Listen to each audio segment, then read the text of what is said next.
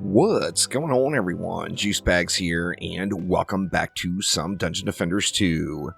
We are here on a Chaos 9 Forest Biome, the official and awesome tester map, and we are checking out the crystal hammers from the Adept with the rework. Now, you see I'm on wave 2 here. I'll be 100% fully honest. I completely expected this build to fail. I didn't think the crystal hammers were going to be all that great. I didn't think they were going to be near as good as an Earthshatter Tower in Chaos 9. However, they actually just completely shredded the first wave. So let's take a look at them. What are the pros and cons? Well, a big con right off the bat would be you really need to use 2 utility shards, where on the Earthshatter, you only have to use Earth Toss. Earth Toss, of course, is going to give it the knockup and give it AoE. The Crystal Hammer, of course, is not going to have any knockup available, but it's AoE by default, so a big purpose of using that Earth Toss shard you don't have to use.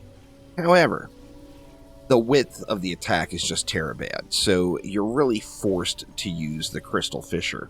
The Crystal Fissure, of course, is going to increase the width, but it also has the bonus of giving a little extra defense damage, so not too shabby there.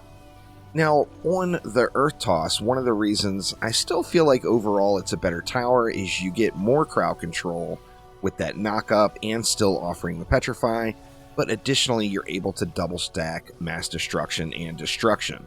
On the Crystal Hammer Tower, you lose that ability. Now, you do get a little bit more defense damage out of the Crystal Fissure Shard, however, it's just not going to be as much as double stacking Mass Destruction and Destruction. We take a look at the tooltip DPS on this one here. This one's a tier 4, and we say swap Crystal Fissure out for a Gilded Destruction Shard, and we're going to see 13.4 million tooltip DPS. If we go ahead and swap that back, where are you? There you are. We're going to get down to 12.2. So you lose a little bit of damage stacking there. Not an extreme amount, but what, about 10% or so? Not quite 10%. A little bit of damage stacking lost by not being able to just double stack Mass Destruction and Destruction. However, one of the biggest deals with this particular tower is the range on it is awful. It's terabad. Do I have a tier 1 I can sell? Let's get rid of this one. And I mean, the range is just terrible. That is with a Gilded Deadly Strike Shard. So you really are forced to use some Deadly Strikes. Deadly Strikes is going to be better than Vicious on this tower based off of the range scaler. However, in my opinion, I personally wouldn't want to use the Crystal Hammer without Deadly Strikes, as the range on it is just really awful. Let's go ahead and build this one back out and check it out in action. Now, in this particular setup, of course, I'm using Destructive Pylon on a Lightning Strike Aura in this situation, and then a Boost Aura, but additionally, I've got a Poison Proton Beam in the mix. This Poison Proton Beam has nothing special on it. In fact, I'm only even using 2 shards. Frosty Beams for a little extra CC, and the main thing is we get any quality Poison Servo on it. The rest of those mods are unneeded as well.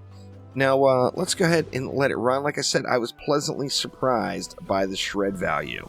Now, I do have an Earth or a Skyguard Tower in on both of the outside lanes because of the flyers, and I will assist on the flyers a little bit as well. But let's check it out in action. It just shreds, y'all. It does really good. Now, it's also got an enormous cool factor, as it does look pretty darn snazzy. Is it as good as an Earthshatter? I mean, it's good. It's causing Petrify. Is it as good? I mean, that's up for debate. Looks like my ranges were a little sketchy there on the outside, so definitely want to be cautious of that because the attack width on them is very, very small. So even getting it expanded with that Crystal Hammer Shard, your width is just not great. It's better than it would be, and it's better of an AoE range than Earthshatter is. However, the Earthshatter's attack pattern, or its center of attack, is much wider. Let's see how it does against this Ogre without me smacking it. Looks like it's going to just wreck it. Yeah, it just completely annihilated that ogre. So definitely a pretty strong defense. I mean, is there a reason to go out of your way and buy an Adept if you don't already have one to get this defense? Absolutely not. Now, if you combine the Tesla Tower in the mix, the Tesla Tower is pretty darn fun too. And one thing these two towers did add into the mix is a little bit of fun factor. And, you know, I mean, it is a game, so we're supposed to be having fun, right? Let's check out another wave in action here, see how it can do. You see those wyverns coming out in the front. They just get mashed. Just getting mashed. So, the Crystal Hammer is not too terrible. It's not like a go-to must-have defense by any means, but it's certainly not too terrible. I should have had one of those pointed a little bit further to the outside of the lane here, though, for those Berserkers. Berserker's gonna zerk, y'all. We all know it. Berserker's gonna zerk. Now, the Berserker coming right down the middle just gets mashed. It's just those ones that are wanting to run around to the outside. But, I mean, altogether, it's doing pretty darn good. I'm pleasantly surprised, as it is really, really cool looking. It's got a lot of cool value to it. Let's check out a Drakenlord here without putting the burn on him. I'm assuming he's just going to get smacked, because the Petrify is still going to work. Yeah, Drakenlord just got owned by the Petrify, so good stuff there. I am going to have to go manually kill that Siege Roller, of course. But, altogether, a pretty solid defense. Now let's go ahead and watch it through till the end of this map and just see how it does against these harder lanes.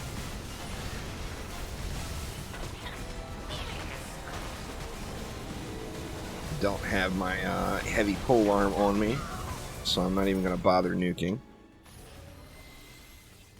The medium, this is a medium polearm I'm using, not by choice, it's the only thing I could come up with, as RNG is so terrible in the Embermount maps. All you really need to do is have it in your head that you want a particular weapon, and you're pretty much guaranteed not to get one. I ended up buying this one from Neo. I actually did, I want to say, probably 300 Embermount runs or so, 200 to 300 Embermount runs, and never saw one single polearm drop. So, yeah, pretty terrible RNG. That's one of the things that makes the other Dungeon Defenders games really shine more from a loot perspective, is the loot is guaranteed on those games, and it's just a matter of finding a high-quality version. But you're not going to go hundreds of maps without ever even seeing the weapon you want, so kind of a little bit of a bummer there. It would be nice if it was associated to your active hero, or who opens the chest, or whatever. But, you know, it is what it is. Player trading is there, so you're able to take advantage of buying something from somebody else, but it just looks cool. I mean, looking cool is a big part of it, and it does really quite well. These assassins dealt with this time. Alright, that time the Drakenlord did not get petrified. I think maybe because I distracted him. Let's see how it does against Malthius without me intervening. Malthius is just a little squishy, so gonna get wrecked there. Yeah, Malthius is having a tough time. So, I mean, altogether, three of the Crystal Hammers here, and that Poison Proton Beam. So, doing super well. I put the Reflect Beam here, mainly just because I know this is the boss lane, and this is where I was going to be hanging out. But let's upgrade them all the way. I haven't even looked at any of the other lanes. We will get a boss at another lane this wave. So let's see how it does against that boss. But as far as clearing the packs, I mean, it is an AoE powerhouse. There's just no doubt. Now, it comes around to, do you want to do the exact same content with something different? I mean, yeah, it adds a little pizzazz. As far as farming C9 goes, I would personally never go with this. If I was just farming it and grinding through the maps, I would always do Fisher Spam, as that's just so effective that it's tough to really see anything else compared to it. We've got a Cyclone Shaper rolling out now. Let's see how it does against Quibs and the Cyclone Shaper. I'll help out against any Zergs. And we got a Drakenlord on a far lane. Okay, Quibs made it all the way out. So, good thing I got that Reflect in there. The Cyclone Shaper is all the way out as well. So, there must have been a potentially a wyvern there with him. This Draken Lord's actually getting handled pretty good. Yeah, even completely unattended. So, I mean, the Crystal Hammer Tower is pretty darn good. It looks cool. It's got a super cool shot effect. The downside of it being, is it as good as an Earth Shatter, which you already have since that's a free hero? It's right there. It's pretty close. Is it as good as something else that you're probably already using?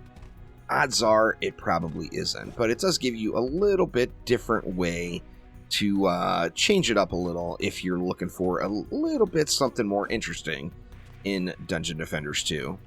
But that will do it for now. Thank you all so much for watching, and I will see ya next time around. Take it easy.